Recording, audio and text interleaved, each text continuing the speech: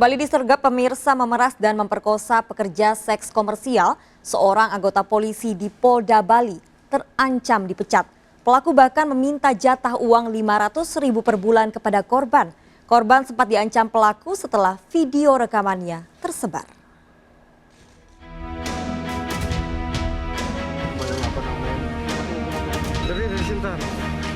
Kau bikin saya viral kok ya? Tahu ya? Viral apanya, Pak? Udah ada. Kau sebarkan saya video, kau bikin sama ini ya? Video apa? Dalam rekaman video ini, anggota polisi Bribda Ersen Joy marah pada seorang wanita pekerja seks komersial yang menjadi korban pemerasan. Main-main kamu. Kan kemarin saya sudah bilang, Pak. Itu kan handphone pacar saya mungkin. Bahkan pelaku sempat mengalak melakukan pemerasan. Tawan. Saya ada meras kamu. Saya ada meras kamu sekarang saya tanya. Meras gimana? Polisi ini marah karena rekaman pemerasan yang dilakukan beredar di media sosial. Saya harus kasih duit.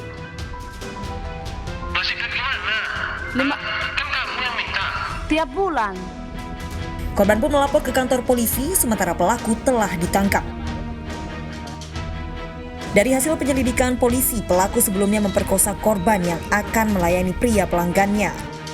Selain itu, pelaku juga meminta korban menyetorkan uang setiap bulan. Nanti kalau putusan pengadilan apa, terus kemudian baru kita sidangkan baik itu disiplin maupun kode etik, ya. Nah, putusan kode etik atau itu yang paling berat. Kalau kode etik kan bisa sampai pemecatan.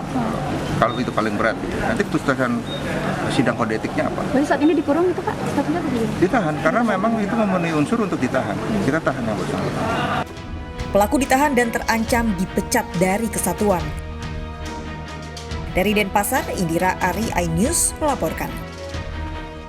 Beragam cara dilakukan petugas gugus tugas COVID-19 untuk menghukum pelanggar protokol kesehatan. Di Purbalingga, Jawa Tengah, petugas menghukum pelanggar protokol kesehatan dengan memasukkan ke dalam keranda jenazah, lalu diarak keliling pasar.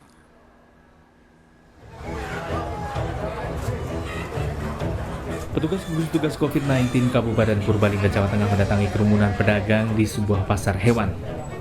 Di antara pedagang yang berkumpul, ternyata ditemukan banyak pedagang yang abai protokol kesehatan, tidak memakai masker, dan tidak menjaga jarak. Oleh petugas COVID-19, pedagang yang kedapatan melanggar protokol kesehatan diberikan sanksi, dimasukkan ke dalam keranda jenazah, ditutup kain kafan, lalu diarak berkeliling pasar. Dengan pengeras suara, petugas meminta pengunjung pasar agar menaati protokol kesehatan supaya terhindar dari paparan COVID-19. Kita harus mematuhi protokol kesehatan. Takut juga ya? Takut Pak. Adanya tindakan ini sakit hati nggak Mas? Enggak Pak. Malah menyadarkan. Petugas sengaja menggunakan keranda jenazah untuk mengingatkan bahaya COVID-19 yang bisa merenggut nyawa seseorang. Corona ini bukan guyonan, matinya benar-benar. Maka mengingatkan kepada warga masyarakat agar sampai betul-betul meninggal dan akhirnya masuk keranda secara benar-benar. Kalau dia masuk dan punya kesadaran, insya Allah warga masyarakat lebih baik milih sehat dan taat daripada harus meninggalkan dunia ini. Selain di pasar hewan, Satuan Tugas COVID-19 juga mendatangi titik-titik keramaian yang terdapat di Kabupaten Purbalingga. Selama pandemi masih belum berakhir, masyarakat diminta patuh protokol kesehatan, yakni memakai masker, mencuci tangan dengan sabun, dan menjaga jarak. Dari Purbalingga, Jawa Tengah, Catur Edi Purwanto, iNews melaporkan. Diduga akibat korsleting listrik, kebakaran rumah terjadi di Mamuju, Sulawesi Barat. Akibat kebakaran, uang 30 juta rupiah milik pemilik rumah ikut terbakar. Kobaran api melalap habis rumah di Desa Bambu, Mamuju, Sulawesi Barat. Saat kejadian, rumah sedang kosong. Warga panik berupaya menyelamatkan barang berharga.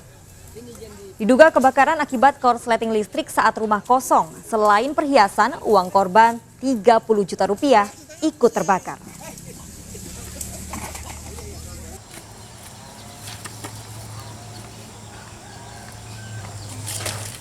Ya pemirsa, kita akhiri perjumpaan dalam berita kriminal sergap edisi hari ini.